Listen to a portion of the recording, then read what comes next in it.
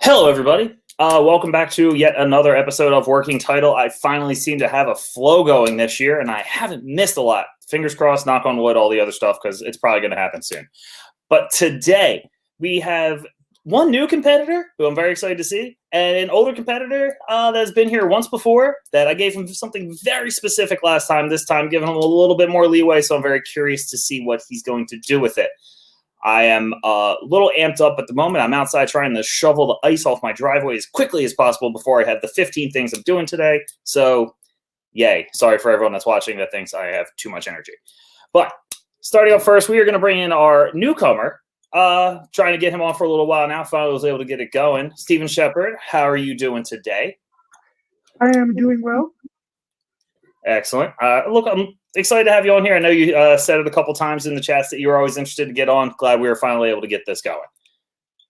And our other competitor today, everyone knows him. Everyone sees him. He is not from this area. He's very far away. It's Malcolm. How you doing, Malcolm? I'm doing good.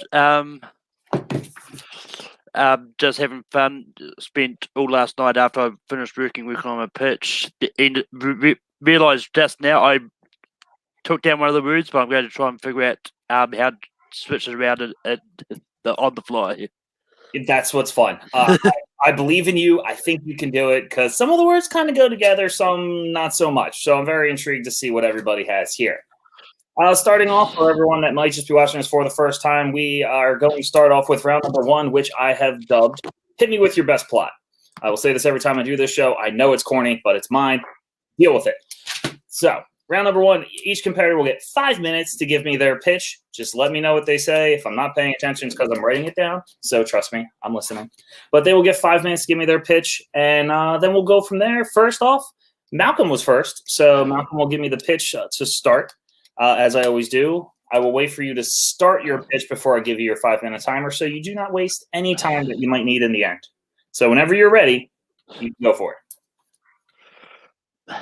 Right, so for this, I first of all I took the word band and decided let do something fun because I do enjoy Spice World, so I want to do something similar to that. But this time, as this is the case, I picked NSYNC as my band to build this around. They're on this plane. They're going to fly out to be on the challenge boy band edition.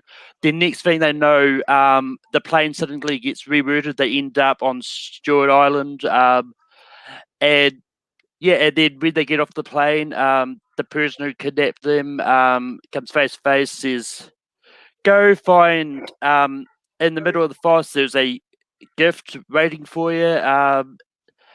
And that is your challenge, and then they follow the map that they get given to find a big cage wrapped up in gift wrap. But when they get to along the way though, each member of the band gets kidnapped and disappears, and from some unseen monster called Caliborg, and by the time they get there, only Justin and his manager Edward are the only ones there. They find this cage. They find that the cage door is open, and then next thing to know, they black out. They wake up handcuffed in a lab where the rest of them are just looking like they are sedated. And all that. Then they see the scientist whose name is Sabrina, and Sabrina just says like, "My boss, what Jewel here, is planning to dominate the world music scene."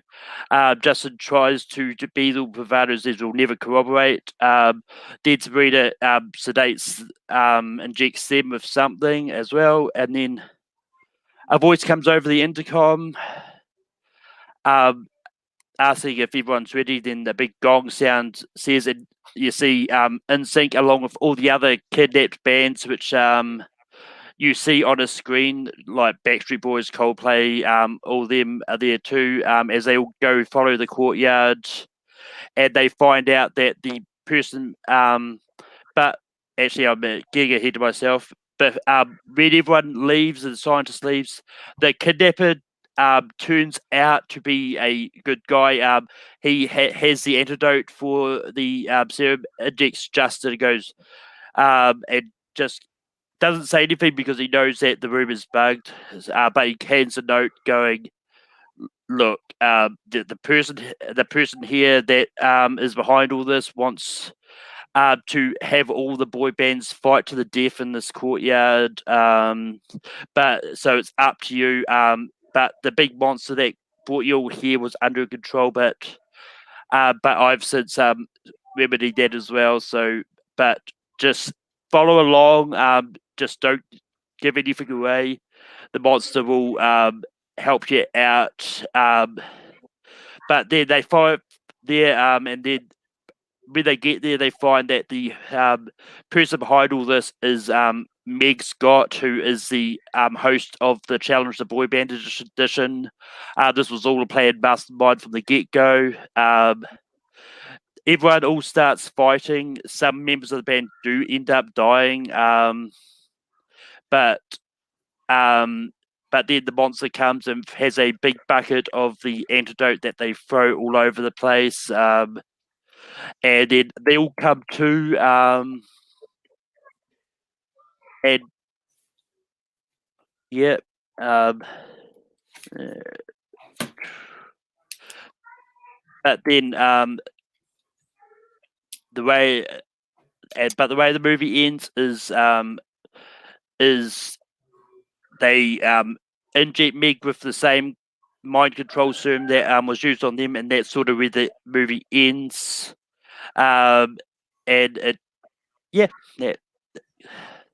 I actually I think that's very creative. I'm very intrigued by that. I feel like you're kind of pandering to my wife a little bit because you went with NSYNC, you went with the challenge. You said Sabrina, which she's been rewatching Sabrina for a while. Are you in my house? Like, what's happening right now? Everything you said is things that have been happening in this household recently.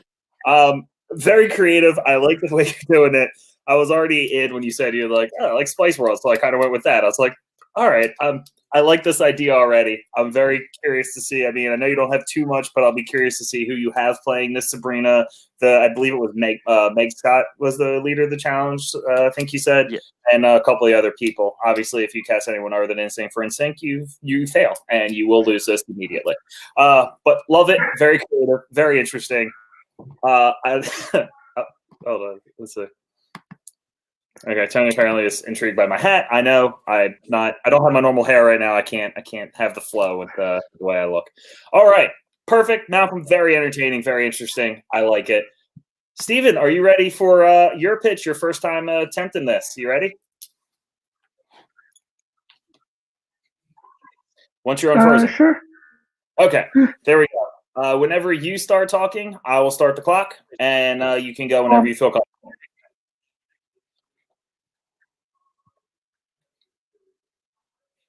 Okay. Well, I went a little different direction with the band. Instead of a band as in a musical band, I went with the band that you wear in your wrist.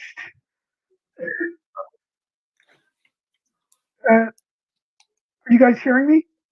Yeah, you're good. You cut out a little bit, but you're fine. You Yes. can go and it kind of cuts in and out. But I stopped it. You have your time still, so go ahead. Oh.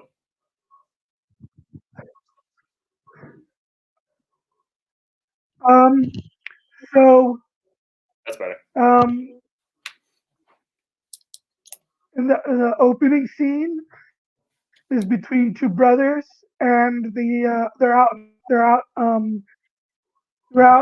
to sea, and they challenge they're sailing, and they challenge each other to swim, and then the one brother gives a gift of a band to put on around their wrist. Then a storm all of a sudden comes, and there's a huge accident as a result. Cut to 1 year later, and there's an attempt bank heist, and it doesn't go the way the bank robbers hope for. All but one of them end up escaping, and the other one, which is the leader of the group, ends up in handcuffs and caught. Then 1 year after that, there's an impending hurricane, and there's a prison transfer to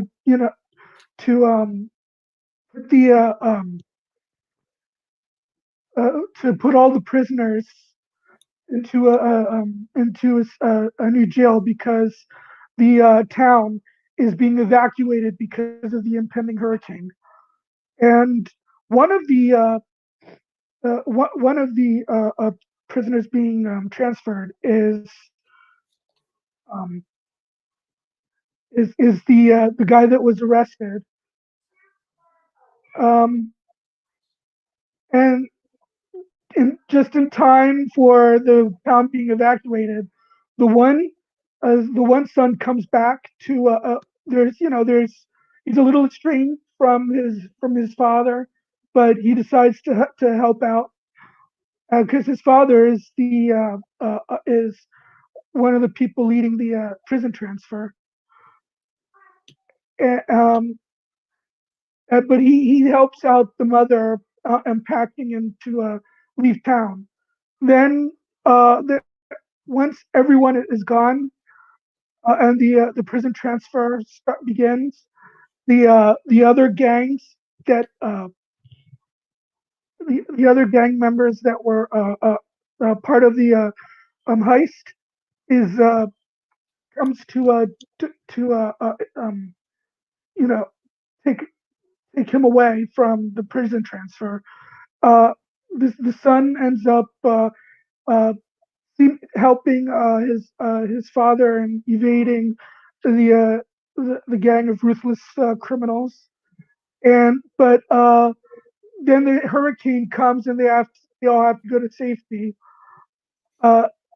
And there's a period of time when they have to hide, and the criminals are looking for the cop and his son because they can't have any witnesses. So the third act occurs on a plane that they are attempting to they had bought, and they were going to use that to fly out and then crash at sea so that it would look like it went down during the hurricane, and they parachute down to a boat that would be waiting for them.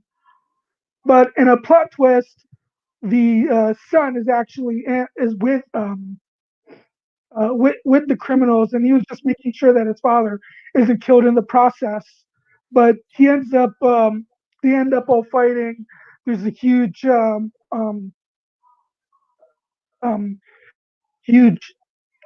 shootout. The son ends up sacrificing his life to save his father, and the criminals are killed. Yep.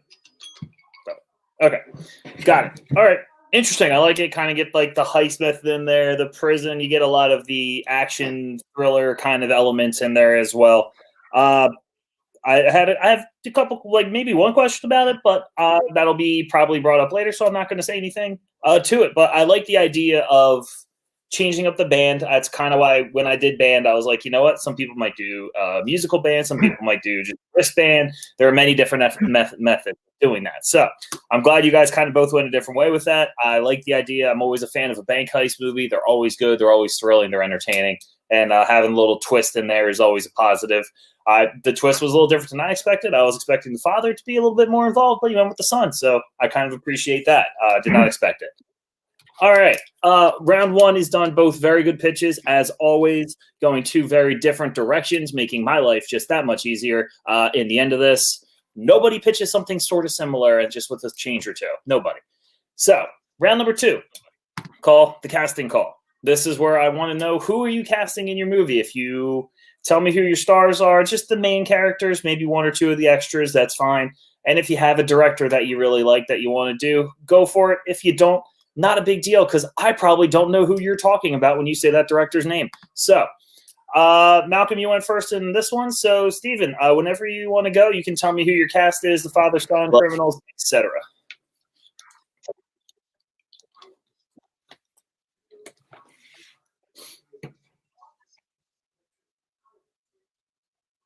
I feel like we lost you a little bit. Well, the father originally I would have gone with someone like Dennis Quaid, but did. Steven, I think we're losing you a little bit on this one. You might want to go back You got to me now?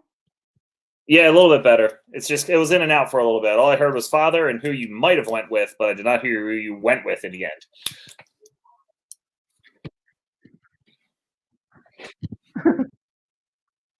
Well, originally I thought maybe Dennis Quaid, but then I said, well, for the director, I thought, well, what about the guy who did Nonstop and Run All Night? So that will maybe then with him and have him and Liam Neeson re-team again. Yeah. And then for the son, maybe like Jake Gyllenhaal.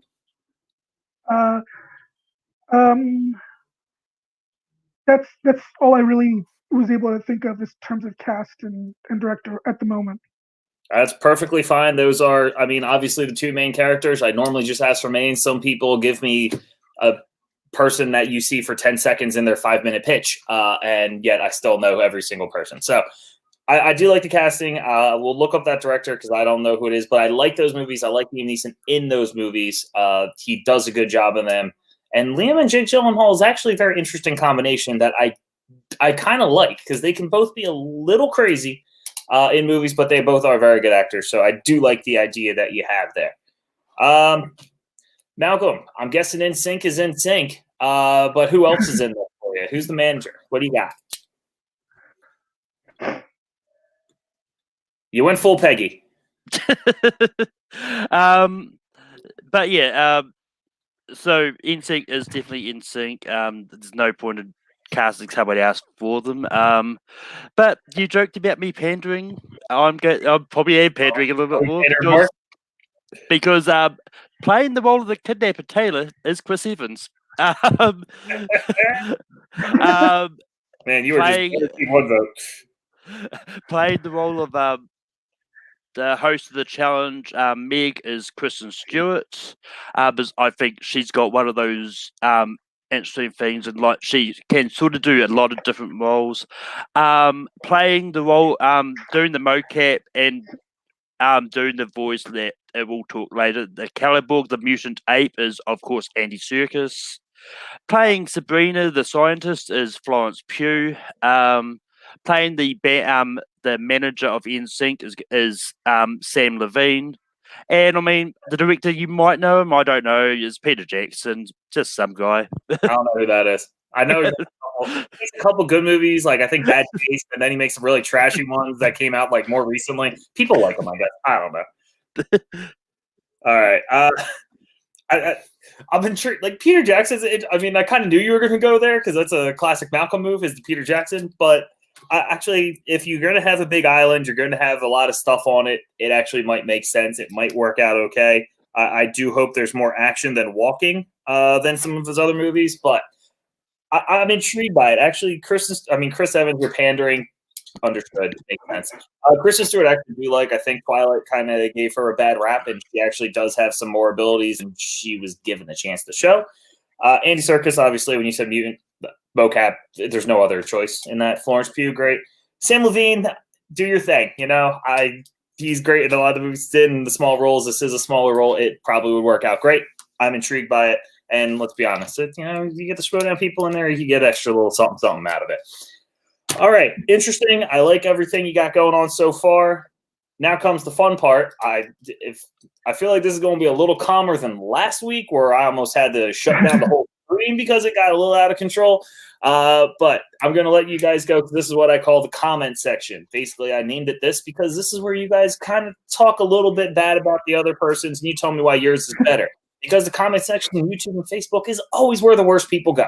So I'm going to let you guys talk, go back and forth, tell me why yours is better, tell me the issues with the other, go from there. And once I start hearing you guys kind of saying the same thing, cut it off. I'll give you a 30-second closing argument, and then I'm going to make my decision, whatever it may be. So whoever wants to start.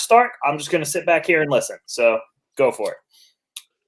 I mean, there will be more stuff on this island. As I said, I sort of came up with the pitch sort of last night, so it's got just put a basic plot line together. There's definitely going to be other stuff on the island, which is why I got Peter Jackson on board anyway, because when it comes to creative creatures and stuff like you'd like to see in Bad Taste and Meet the Feebles, it does work out a lot, especially when it comes to mutants things anyway. I do like your idea, Stephen, but I mean, one of my big issues, I think Liam Neeson and Jake Gyllenhaal are too close in age to be father and son. I mean, I don't know how old they are really. I did look this up, but they might be a little bit too close in age to be convincing as father and son, but that's just me. I am looking that up right now. Well, with your idea, it sounds like it could be a fun movie, but of course it all depends on execution, because it could end up being really bad if it's executed badly. But it sounds like it would be a fun movie. I did just look it up. It would work because they're 18 years apart. So that works for a father-son. That's actually, I thought I would have thought the age gap would have been a little bigger than that, actually. True. I mean, I actually don't have anything else to say, to be honest. I will. You know what? I will go ahead since this is calm and you guys are kind of being very civil, which is a nice case. But Stephen, I did have one question for your movie because I may have missed it while I was writing it. You had the two brothers on the boat at the beginning with the band. Then you skipped to a year and you went into the wreck. Did I miss where that caught back in to the story at all? Because I might have. Oh, yeah. Well, it would have been 2 years for the father and son. The 1 year with the bank heist is separate and is actually really set up for the plot to come. Okay, that was my one because you had the beginning with the gift and the band, and I was just curious where it connected back in because you went to a year with the bank heist, so I was just kind of seeing where that was the only question I had. Yeah, I mean, if I had more time, I probably would have gone more into, how messed up the one brother became, from the death of his brother, and when he dies and sacrifices himself for his father, you see him wearing the band that his brother gave him. Perfect. That's kind of what I thought was happening, and that's just what I wanted to know. So I'm obviously still counting that as part of the story because I was curious. I wanted to know where that connected, and I will also make sure to write that down so I put that in later. Okay. So perfect. That was my only question with yours. That's what I was talking about earlier, but I didn't want to steal possibly Malcolm's thunder. That question. So, all right, you guys kind of you were very civil. This was much calmer. That's kind of what I expected today. But I want to give you both a 30-second closing argument. Tell me why yours is better than the other, and if there's anything else really quick. I'm not timing this, but just a kind of a quick recap. Tell me why I should pick your movie over the other. Sorry. I'll let you go first, Stephen. Yeah, Stephen, go ahead. I probably should have told someone. Okay, well, it's an exciting action adventure heist, prison escape, but also a very emotional father-son story because of how the death of the one brother sort of, made their relationship strained. And so, if you like action, if you like adventure, if you like uh, family drama, the Hurricane Getaway is the title of the movie, and that's that would be my last pitch. Perfect. Malcolm, closing arguments. Yeah. So, like, I mean, for mine, I've got everything. I've got NSYNC. I've got Chris Evans. But it's like I'm not those. You are not. You're pitching to me, not her. I mean, everyone loves them anyway, so it doesn't matter. But anyway, but I mean, my story is very creative. Like these creative sort of horror stories really do really well. I mean, whether or not and this is one of those ones that doesn't need to be a big CGI affair. It can be a back to Peter Jackson's roots, going back to his low budget sort of bad taste days, and just go back to props and stuff, and like just go back to his roots as opposed to doing everything on a bigger scale and with a lot of CGI and stuff like that. But this is just one of those ones that could get Peter Jackson sort of back up and just get him back to doing something familiar and small, and get him to build back up to doing more bigger stuff in the future. Excellent. That was a good closing argument. I like that a lot. Okay. Heard your pitches. I heard your casting. I heard your statements back and forth to each other, as few as they were, but it still worked. We're going to go to the final part of this, which is the critic's choice, in which my terrible taste in movies is the critic. So I really enjoyed both these. They are both very different. Stephen, I really like the action adventure partiers. Like you, in your closing argument, the father-son bonding thing I found is very interesting. It kind of changed the idea I had that you had in this movie from when I heard it to your closing statement about that. I never even really thought about the father-son bonding that much until you said it, and I get that a little bit more now. Malcolm, talking about bringing Peter Jackson back to his roots was very good, because that I appreciate. It's a different style of movie than what you're so used to him doing with the Lord of the Rings and all that stuff, with this giant CGI 500 random things that computer generated are attacking each other. The old school stuff is nice because it's just a real person in a suit doing their thing.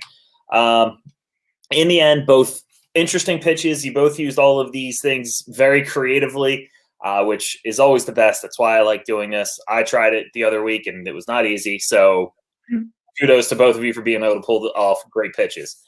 In the end, for me, I mean, it was a lot of pandering to the person upstairs, but also I really did appreciate Malcolm's pitch. I was a little torn, but Malcolm talking about Peter Jackson going back to his roots is kind of what sealed it for me, because I really like those older movies. They're weird, they're kind of dirty, they're kind of gross out humor, but they can provide a really good element that I think this would work, especially with the monster in the lab. And if I can get a bunch of like boy bands like singing for a couple seconds before they all get into a big arena and start fighting, thinking they're going to sing, and then they wind up having a bloodbath, I'm kind of in.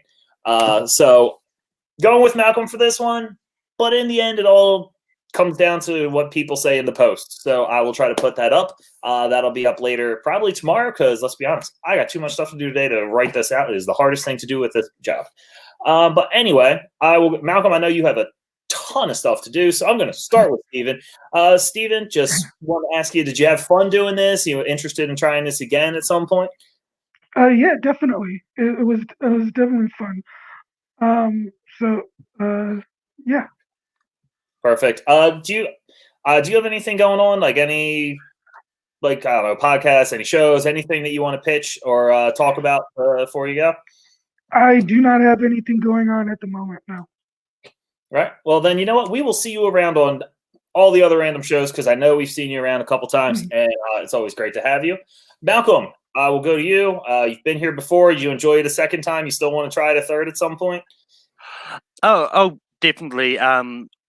I always love when it comes to pitching. If I do it again, I would actually like to take on Bard to pitch some sort of musical. Because that could be a really interesting kind of pitch. But that being said, you can find me as always over on Take for your host Rankum. This Saturday we are doing top 12 video games based on movies, not video game movies, but video games based on movies. I've had many conversations with people who misconstrued what I was getting at. But with that being said, you can also find me over on Full Metal. I host Full Metal Classic on Sundays and Full Metal Random, and next week's match is going to be all about the Scream movie franchise. And Melissa Woody, the Boyd brothers, and Hunter are all going at it. And yeah. Excellent. Always exciting. I always love being on your shows. I enjoy it. I'll still probably need to answer you about the other one. But I understood what you were talking about, and there is only one thing that needs to be number one, and if it is not, everyone is a liar for the Rankum. Classics, I've watched the last one, and it's not as ridiculously difficult as your first one, so thank you for taking that down a notch. Anyway, for Opening Night Trivia League, we have a lot of red matches still coming out. Please check those out. A lot of the rookie matches, a couple of the championship contender matches should be coming out here soon. Obviously, please go check out Feature Presentation Presents with the podcast that I have to plug for my wife, Christina, and Aaron every Sunday. This past week, they did Girl Shy, a silent movie, which was the first silent movie me and her really ever watched, and it was very enjoyable. Black and White coming up next week. Sign up for FPTL. Check out Fantasy Film Fights. That's always fun. Obviously, look at all Malcolm stuff. Check out the geek stuff we have going on here and everywhere else in the fan leagues. Please go see what's going on. Remember, and if you're interested in doing this, just hit me up, because you need no movie trivia knowledge to do this. It's just for fun. So for Steven, Malcolm, myself, thank you all for joining. Thank you for being here. Great job, guys. And we will see everybody next week. Later. I have to